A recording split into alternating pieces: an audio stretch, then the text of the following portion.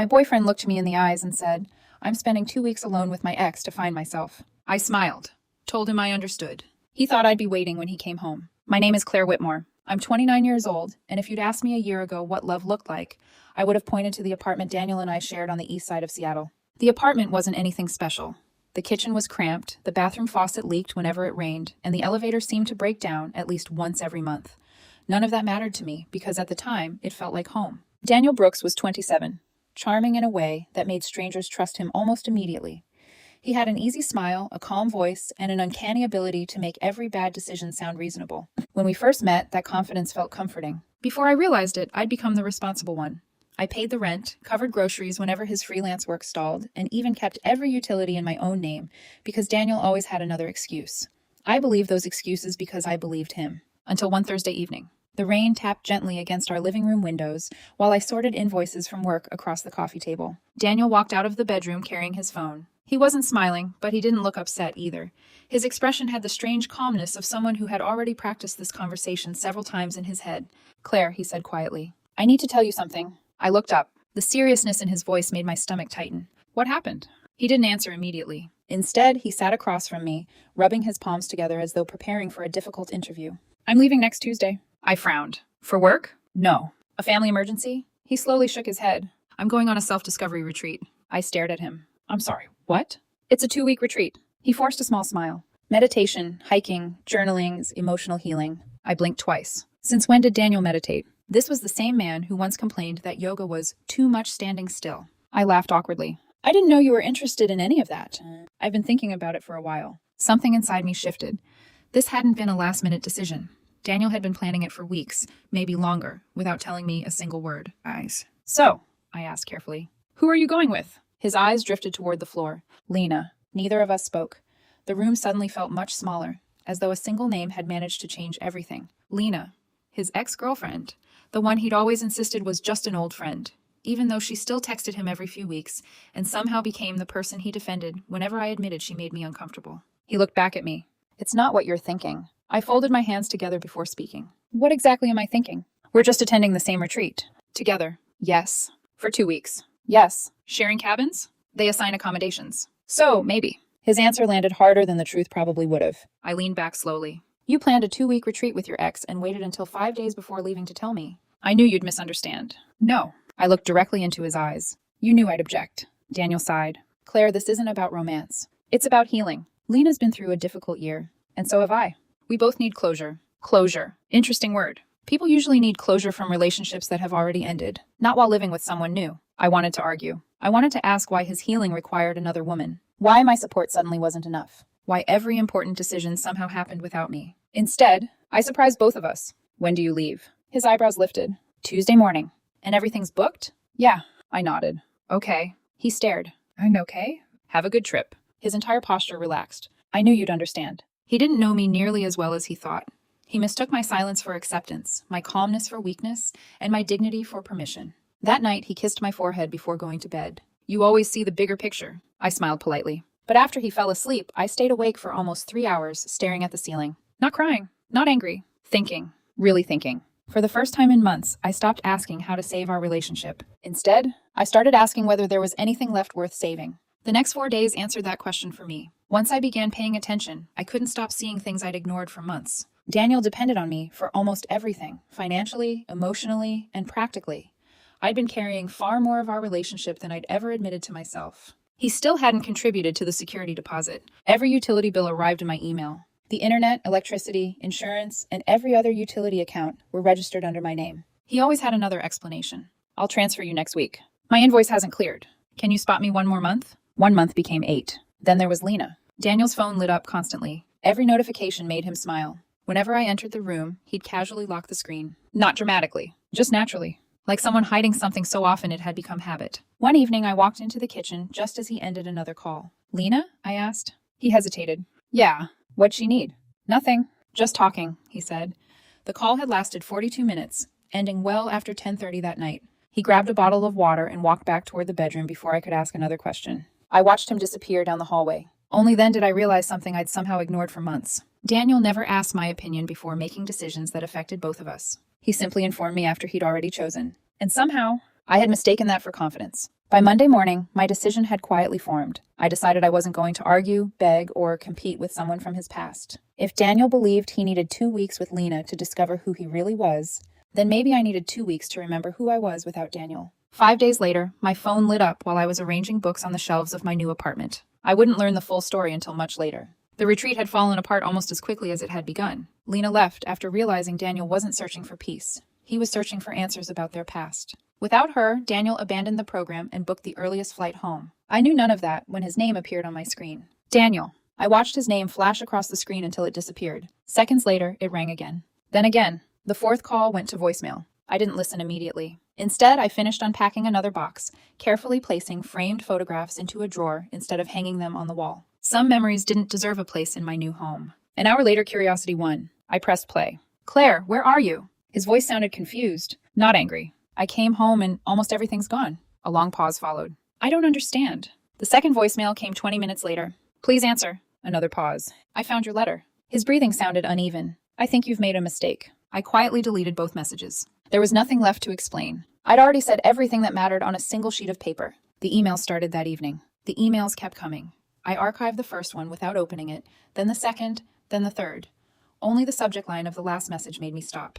Subject: I didn't think you were serious. That one made me stop for a second, not because it changed my mind, because it confirmed something I'd suspected for months. Daniel had never believed I would leave. Somewhere along the way, he'd become convinced that I would always adapt to whatever decision he made. Meanwhile, his own situation was beginning to unravel. When Daniel finally calmed down enough to inspect the apartment, reality arrived one document at a time. The lease listed only one tenant, Claire Whitmore. Every utility account carried the same name, Claire Whitmore. The internet, electricity, water, insurance, parking, even the renter's insurance policy were all under my name. For nearly 8 months, he'd talked about our apartment. Legally, it had never been ours. 2 days later, another email appeared. This one was different. It wasn't emotional. It was practical. Claire, I just spoke with the landlord. He said I have to apply as a new tenant if I want to stay. I honestly didn't realize I never signed the lease. Can we please talk before I make any decisions? I stared at the screen. Didn't realize. I remembered printing the forms 3 separate times. Each time Daniel had smiled. I'll do it tomorrow. Tomorrow had simply lasted 8 months. I closed the email without replying. Life, meanwhile, kept moving. Work became busy. My mornings became quieter. I discovered something unexpected. Without constantly wondering what mood Daniel would come home in, my apartment stayed peaceful. No unfinished promises. No awkward conversations about money. No subtle guilt every time I spent something on myself. The quiet no longer felt empty. Instead, it gave me room to breathe in, a way I hadn't realized I'd been missing. A week later, an unfamiliar number called during lunch. I almost ignored it. Instead, I answered. Claire? The voice belonged to Lena. For a second, neither of us spoke. I wasn't expecting you to answer, she admitted. I wasn't expecting you to call. She laughed nervously. Fair enough. What do you need? Another silence. I wanted to apologize. That surprised me. For what? I didn't know things between you two were this serious. I frowned. What does that mean? Daniel made it sound like you were drifting apart. My stomach tightened. He said the relationship had basically ended. I closed my eyes. Of course. He told me you two were staying together because neither of you had figured out the apartment situation yet. Every sentence felt heavier than the last. He said you both needed space. I leaned against the kitchen counter. So that's what he told you? Yes. I let out a slow breath. We were planning a future together. Neither of us spoke for several seconds before Lena finally whispered. He never said that. That conversation changed everything. Not because it hurt. Because it clarified. Daniel hadn't simply hidden the retreat. He had rewritten our relationship depending on who he was talking to. To me, Lena was only an old friend. To Lena, I was practically an ex. Neither version was true. Both served him. Over the next several days, Lena and Daniel apparently argued constantly. I only learned that later. According to a mutual acquaintance, the retreat had become miserable. Daniel spent half his time trying to reach me. The other half trying to convince Lena that leaving early would only make things worse. Lena disagreed. She hadn't signed up to become the villain in someone else's relationship. One evening, I sat alone with a notebook. Instead of writing about Daniel, I wrote down every unpaid bill, every forgotten promise, every canceled plan, and every moment I'd convinced myself wasn't important. The way every disagreement somehow ended with me apologizing. Page after page filled itself, until one realization sat quietly in the middle of the paper. Daniel hadn't changed overnight. I'd simply stopped making excuses for him. Friday afternoon, another email arrived. Unlike the others, it contained only one sentence. Subject, please don't destroy everything. Inside, Daniel had written, I know I hurt you, but if you don't answer me, everything we've built together is going to disappear. I read the message twice. Then I smiled sadly. He called it everything we'd built together. Looking at those words, I realized the foundation had never really been ours.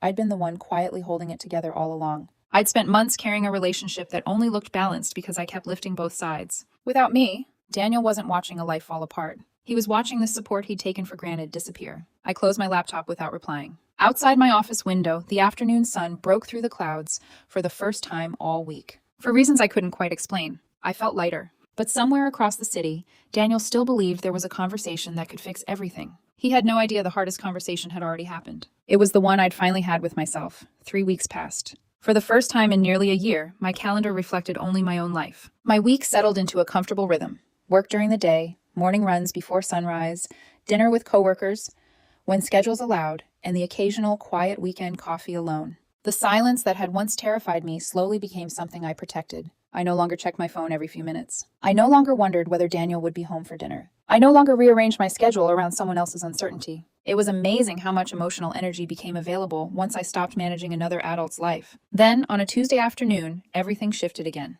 Not because Daniel called, because someone else did. It was my friend Sophie. "You need to hear something." Her voice sounded somewhere between shocked and amused. "What happened?" I ran into Ethan. Ethan had been Daniel's closest friend since college. "He asked if you and Daniel were okay." I said no. He looked genuinely confused. I frowned. "Confused how?" "He said Daniel told everyone you two were taking some space while working on the relationship." I closed my laptop. "Working on it? Apparently that's the story." I laughed quietly. Sophie sighed. I almost corrected him. Then I realized the truth would reach everyone soon enough. There was nothing funny about it. But sometimes disappointment arrived wearing a ridiculous costume. That evening, Sophie forwarded me screenshots from a group chat. Daniel had been telling mutual friends that I'd overreacted after misunderstanding the purpose of the retreat. According to him, Lena was simply helping him through an emotional transition. He loved me. He always intended to come home. He just needed time to reconnect with himself. Reading it felt surreal, because every sentence contained just enough truth to make the lie believable. Yes, he had come home, and yes, he'd insisted the retreat wasn't romantic, but he'd conveniently left out months of secrecy and the fact that he'd made life-changing decisions without ever including me. People rarely lie by inventing everything. The most convincing lies simply remove the inconvenient parts. 2 days later, another surprise arrived. Lena emailed me, not to apologize this time, to warn me. The message contained only 4 words. "You deserve to know." Attached was a folder of screenshots. I hesitated before opening them. The first was a conversation between Daniel and Lena from nearly 3 months earlier. The messages were nearly 3 months old, which meant the retreat had never been a spontaneous decision. Daniel had been planning it long before he ever mentioned it to me. The next screenshots became harder to read. The messages painted a version of our relationship I'd never seen. To Lena, I was safe, comfortable, someone he cared about but no longer felt excited by. Every message felt less like betrayal and more like evidence. Evidence that the relationship had been ending long before I realized it. I expected to hate Lena. Oddly, I didn't. She had participated in something she shouldn't have. But she wasn't the one who had promised me a future. Daniel had. 3 days later, Sophie called again. "You'll never believe this." "What now?" Lena left the retreat. I blinked. Already? Apparently she and Daniel fought. About what? No one knows. But eventually, I did. A week later, Lena asked if we could meet. I almost refused. Instead, curiosity won. We chose a quiet cafe halfway across the city. She looked exhausted. No makeup, hair tied back, a paper cup warming both hands. "I owe you an explanation," she said. "You don't owe me anything." "I do." She looked down. "When Daniel contacted me months ago, I thought he genuinely wanted closure." I stayed silent. He talked about regrets, about mistakes, about growing up. She sighed. I believed him. "What changed?" She gave a bitter laugh. "The retreat." I waited. The first night he asked whether I'd ever thought about getting back together. I wasn't surprised. Not really. He said maybe we had ended things too early. Another pause. "I asked about you." My chest tightened. "What did he say?" Lena looked directly at me. "He said your relationship had become routine. He said you loved each other. But maybe love wasn't enough anymore." For several seconds, neither of us spoke. Finally, she whispered. I realized he wasn't looking for healing. He was shopping for another future before ending the current one. That single sentence explained everything. Daniel hadn't been choosing between 2 women. He'd been trying to keep one relationship secure while quietly testing whether another future was still available. He hadn't expected consequences. He'd expected options. Daniel's world began shrinking quickly after that. Friends stopped returning his calls. Not because I asked them to, because people compared stories. One conversation didn't match another. His explanations kept changing. To some people, the retreat had been purely spiritual. To others, it had been closure. To others, it had been research for personal growth. Eventually, someone asked the obvious question. If nothing inappropriate happened, why didn't you tell Claire beforehand? Daniel apparently had no answer. Meanwhile, my own life quietly expanded. I accepted a leadership position at work. Nothing glamorous, just more responsibility, more trust, more confidence. My new team celebrated with lunch on Friday. Someone toasted my promotion. That night, something finally became impossible to ignore. My smile reached my eyes without effort. That evening, as I left the office carrying my laptop bag, the security guard called after me. Claire? I turned around. Someone's been waiting outside. My stomach sank. Through the glass entrance, I saw him immediately. Daniel, standing beside the fountain. His hands were buried in his coat pockets, and he looked noticeably thinner than I remembered. He wasn't checking his phone. He wasn't pacing. He was simply watching the building, waiting for me to come out. The moment our eyes met, he took one hesitant step forward. I stopped walking. Everything around us suddenly felt very quiet. Traffic still moved. People still crossed the street. But none of it seemed real anymore. Because after weeks of emails, voicemails, and silence, Daniel had finally come looking for me himself. And something in his expression told me this conversation would change both of our lives. Daniel didn't move any closer. Neither did I. For a long moment, we simply stood on opposite sides of the sidewalk, separated by a few feet, and everything that had happened since he'd boarded that plane. Finally, he spoke. You look different. I almost smiled. Different. It was the safest word he could find. Healthier would have been too honest. Happier would have admitted too much. I don't have much time, I said. I know. His voice was quieter than I remembered. I just thank you for not walking away. I haven't decided that yet. A faint, humorless smile crossed his face. I guess I deserve that. He looked emotionally exhausted, as though the past few weeks had aged him far more than they should have. The confidence that had once made every sentence sound convincing had disappeared. What do you want, Daniel? I want 5 minutes. You've already had weeks. I know. He swallowed. I spent those weeks realizing I never actually listened when you spoke. I folded my arms. So start listening now. We walked to a nearby public park where people filled the walking paths. Children chased pigeons across the grass, and office workers hurried by carrying coffee cups. It was the perfect place. Public, neutral, and somewhere neither of us could turn the conversation into another emotional trap. Neither of us sat immediately. Daniel remained standing beside the bench. I've replayed that night 1,000 times, he said. The night I told you about the retreat. And? I thought you were handling it surprisingly well. You mean you thought I'd accepted it? He lowered his eyes. Yes. You weren't calm because you understood me. You were calm because you'd already decided. I didn't answer. Because he was finally right. He let out a slow breath. I never imagined you'd leave. There it was. The sentence I'd been waiting to hear. Not because it changed anything. Because it explained everything. Why? I asked quietly. He hesitated. I thought... He stopped. No. I need to stop editing my answers. He rubbed his forehead before continuing. I thought you'd always be there. The words landed with astonishing simplicity. No excuses. No complicated explanation. Just entitlement stripped of nicer language. I thought we'd argue. I never imagined you'd actually leave. But I never believed you'd actually walk away. I searched his face for even a hint that he'd argue. And why did you believe that? His shoulders sank. Because every other time, you stayed. Memories surfaced before either of us spoke again. The freelance contracts that never paid on time. The canceled vacations because he needed more time. The borrowed money. The forgotten anniversaries. The promises that quietly became expectations. Every time I'd forgiven him, he'd mistaken forgiveness for permanence. I took you for granted, he admitted. I know. I thought our relationship was strong enough to survive anything. It wasn't. No. It survived because you kept holding it together. The honesty almost hurt more than another lie would have. Because I'd spent months wishing he would finally understand. Now he did. Only after there was nothing left to save. He sat beside me, leaving enough space that our shoulders never touched. Lena left the retreat after 3 days. I know. His head turned sharply. You know? I've spoken to her. His face changed. Not anger, embarrassment. I suppose you know everything then.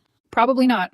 But enough. He nodded slowly. I deserve that too. Several minutes passed before he spoke again. When I reached out to Lena, I convinced myself it wasn't betrayal. I remained silent. I kept telling myself I just needed closure. He laughed bitterly. Funny thing about closure. You usually only ask for it when you've secretly left the relationship already. He looked at the ground. I'd been unhappy for a while. I interrupted him. So had I. He looked up. But I didn't book a 2-week trip with my ex. Daniel rubbed the back of his neck before answering. I know. For months, I continued calmly, I kept thinking if I loved you a little better, supported you a little more, became a little more patient, you'd finally choose us. My voice never rose. It didn't need to. But the problem wasn't my patience. It was your certainty. Certainty? You were certain I'd stay. He closed his eyes. You're right. No, I wasn't. I was comfortable. Daniel leaned forward, elbows resting on his knees. You know what the worst part is? What? I wasn't trying to replace you. I frowned. He continued. I genuinely believed I could have both. I stared at him. What do you mean? I wanted the stability we had together, the home we'd built, and the future we'd planned. At the same time, I was chasing the excitement and unanswered questions I still associated with Lena, the version of myself I thought I'd lost. He shook his head in disbelief. I never actually realized how selfish that sounded until I said it out loud. I felt something unexpected. Not satisfaction. Not anger. Pity. Because for the first time since we'd met, Daniel wasn't performing. He wasn't selling an explanation. He was confronting himself. Too late. But honestly, so what now? I asked. He looked at me. I don't know. I've apologized to Lena. She blocked me. My friends barely answer. My parents are disappointed.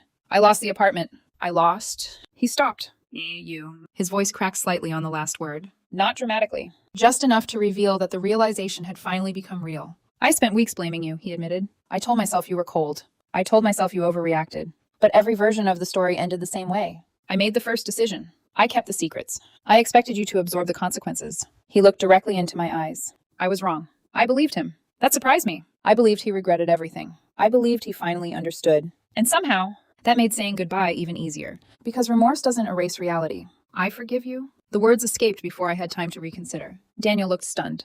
You do? I do. Hope flickered across his face. Then I finished the sentence. But forgiveness isn't an invitation. His expression fell. I don't hate you anymore. I don't want revenge. I don't even want you to suffer. I smiled gently. I just don't want to build my future with someone who only appreciated it after it disappeared. He looked away toward the lake. I thought you'd give me another chance. I know. I would have. He stared at me. What changed? I answered without hesitation. The day I realized I was your backup plan. He flinched. I wasn't. You were.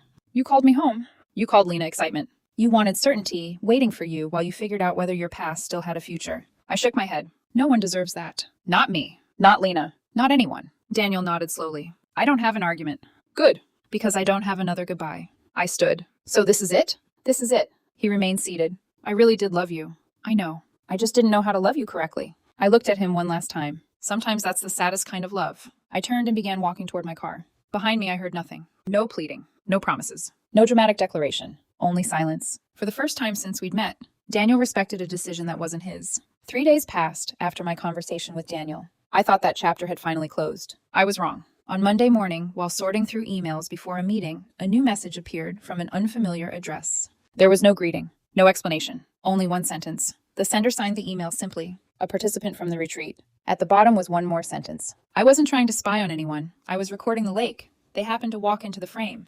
After everything I heard later, I thought you deserved to see it. You deserve to see what really happened. Attached was a single video file. For several seconds, I simply stared at the screen. Every instinct told me not to open it. Whatever was inside couldn't give me my relationship back. It couldn't undo the lies. It couldn't erase the disappointment. But curiosity has a strange way of disguising itself as closure. Eventually, I clicked play. The recording had obviously been taken on someone's phone. The image shook slightly as it focused on a wooden deck overlooking a quiet lake. Several retreat guests sat nearby, talking in small groups. The person recording wasn't trying to film Daniel. He simply happened to walk into the frame. A minute later, Lena joined him. Neither of them noticed the camera. At first, it looked harmless.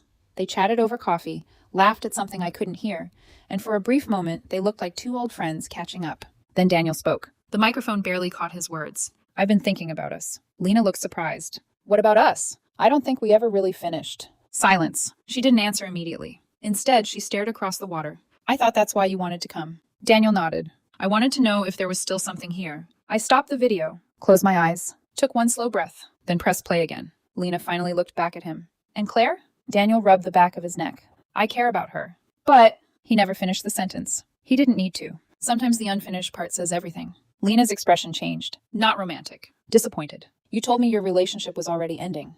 It is. No. She shook her head. You said that. Those aren't the same thing. Daniel looked genuinely frustrated. I don't know what I feel anymore. Lena stood. I do. He frowned. I'm not helping you betray someone who still thinks she's building a future with you. Without another word, she walked away. The recording ended shortly afterward. I stared at the blank screen for a long time, not because I had learned something new, because I had finally seen it with my own eyes. Daniel hadn't stumbled into temptation. He had gone searching for it. An hour later, my phone rang. Lena, I answered. You watched it?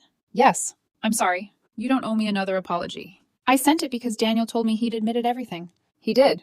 But he never told you this part. No, he couldn't. Her voice sounded exhausted. That conversation ended whatever friendship we had left. I left the retreat the next morning. I realized he'd invited me there, hoping I'd make the decision for him. What decision? Whether your relationship deserved another chance. I felt my chest tighten. He wanted someone else to choose his future. Exactly. After hanging up, I sat quietly in my office. Oddly, I wasn't crying. There was no anger left, only certainty. For weeks, I'd wondered whether I had acted too quickly, whether I'd misunderstood, whether I should have stayed long enough for another conversation. The video answered every question. I hadn't walked away too soon. I'd walked away at exactly the right moment. Life moved quickly after that. Word spread naturally through mutual friends. Not because I shared the video. I never did. Lena didn't either. But people eventually compared stories. Daniel's explanations never matched. One friend had heard the retreat was about closure. Another had heard it was entirely spiritual. Someone else had been told Claire and Daniel were already separating. The contradictions became impossible to ignore. Trust disappeared, one conversation at a time. Professionally, Daniel's problems began growing. He worked for a small creative agency where reputation mattered almost as much as talent. One afternoon, I received a call from Sophie. I heard something. What? Daniel asked to transfer to another office. Why? People keep asking questions. I felt no satisfaction, only sadness. This wasn't punishment. These were consequences. The kind that arrive quietly after every excuse has been exhausted. Meanwhile, my own world kept expanding. I painted the second bedroom of my apartment into a home office. Bought plants I'd always wanted. Booked a solo weekend trip to the Oregon coast. Not because I needed to prove anything. Because for the first time in a long time, every decision belonged entirely to me. Freedom turned out to be surprisingly ordinary. It was choosing dinner without compromise, buying furniture without asking anyone's opinion, and making weekend plans without wondering who might cancel. The little things felt enormous. Nearly 6 weeks after our conversation in the park, another envelope appeared in my mailbox. No return address. I recognized the handwriting immediately. Daniel. Inside was a single handwritten letter. Claire, I promised myself I wouldn't ask for another chance. You were right. I wanted certainty from you while chasing uncertainty somewhere else. I thought I was searching for myself. The truth is, I was running away from responsibility. I don't expect forgiveness. You already gave me more than I deserved. I'm writing because this will be the last time I interrupt your life. I hope one day someone loves you the way you loved me. And I hope I've become the kind of man who would never waste that kind of love again. Goodbye, Daniel. I folded the letter carefully, not because I wanted to keep the relationship alive, because it represented something important. Not reconciliation, accountability. Sometimes the ending we need isn't watching someone suffer. Sometimes it's finally hearing the truth without excuses. I placed the letter inside a drawer with a few old photographs I no longer displayed. It belonged in the drawer with the rest of the memories, something to acknowledge, not something to revisit. As I closed the drawer, my phone buzzed with a calendar reminder. Saturday, Seattle Waterfront Farmers Market. I'd promised myself I would go. I smiled, grabbed my keys, and left the apartment. Outside, the afternoon sun was warm. The air smelled faintly of salt from the bay, and for the first time in months, the future felt larger than the past. 6 months later, I almost didn't recognize the woman staring back at me in the mirror. I hadn't changed my hairstyle, and my wardrobe looked much the same. The biggest difference was invisible. The constant tension I'd carried for nearly a year had finally disappeared. The tightness around my eyes was gone. The habit of checking my phone every few minutes had faded. For the first time in a long time, my life felt entirely my own. My apartment was different now. The once empty shelves were filled with books I'd actually had time to read. The second bedroom had become a bright home office overlooking the city. A framed landscape from my trip to the Oregon coast hung above my desk, a quiet reminder that I was capable of building memories without waiting for someone else to join me. Work had changed too. The promotion I'd accepted months earlier had turned into an opportunity I never expected. I was leading a small team, mentoring younger employees, and perhaps most importantly, I had stopped apologizing for taking up space. There was something liberating about realizing I no longer needed someone else's approval to believe I was enough. Daniel had changed as well, at least according to the people who occasionally mentioned him. He had transferred to another office in Portland, not because anyone forced him to leave, because starting over had become easier than answering the same questions over and over again. Friends said he kept to himself now. He worked hard. He rarely talked about relationships. When someone mentioned the retreat, he simply changed the subject. For the first time in his adult life, he was living alone. No one to cover forgotten bills. No one to soften the consequences of poor decisions. No one quietly carrying the emotional weight he refused to acknowledge. I hoped, sincerely, that he was learning from it. Not for my sake. For his own. One Saturday afternoon, I attended a charity fundraiser hosted by my company. The ballroom overlooked Elliott Bay, with floor-to-ceiling windows that reflected the late afternoon sun across the water. Colleagues chatted over coffee. A jazz trio played softly in one corner. I was discussing a community project with one of our clients when I noticed a familiar figure near the entrance. Daniel. He hadn't seen me yet. He looked different. His hair was shorter, his posture straighter. The confidence that once bordered on arrogance had been replaced by something quieter, more thoughtful. For a brief moment, I considered leaving before he noticed me. Instead, I stayed exactly where I was. Running away belonged to another version of my life. A few minutes later, our eyes met. Recognition flickered across his face. Then surprise. He hesitated before walking over. Claire. Hi, Daniel. There was no awkward silence, no racing heartbeat. Just two people acknowledging a chapter that had already ended. You look well, he said. So do you. He smiled faintly. I've been hoping I'd run into you someday. I figured we eventually would. Seattle wasn't a small town. But somehow, people with unfinished histories always seem to cross paths again. He glanced toward the windows before looking back at me. I read something recently. Oh? It said accountability isn't proving you've changed. It's continuing to make better choices even when nobody's watching. I nodded. That's true. I think about that a lot now. For a second, neither of us spoke. Then he laughed quietly. You know, I used to think losing you was the worst thing that ever happened to me. I raised an eyebrow. And now? Now I think believing you'd never leave was the worst thing. His honesty didn't surprise me anymore. Growth often sounds much quieter than regret. I wanted certainty, he continued. I kept treating commitment like something I could pause while I figured myself out. He smiled sadly. I finally realized commitment doesn't work that way. No, it doesn't. He looked toward the crowd. I've spent months trying to understand why I kept chasing excitement. And I think I confused attention with happiness. I thought about that for a moment. Many people did. They mistook novelty for fulfillment, validation for intimacy, possibility for love. I'm sorry, he said again. Not dramatically, not desperately, just sincerely. I know. I don't expect anything. I know. I just wanted you to hear it one last time. I smiled. I appreciate that. His shoulders relaxed slightly. Then, after a short pause, he asked, Are you happy? I looked around the room. At my coworkers laughing near the buffet. At the project we'd spent months organizing. At the windows overlooking the water. Then I answered honestly. Yes, not because everything in my life was perfect, but because I had finally stopped building my happiness around someone else's choices. Daniel smiled. A real smile. The kind that carried acceptance instead of hope.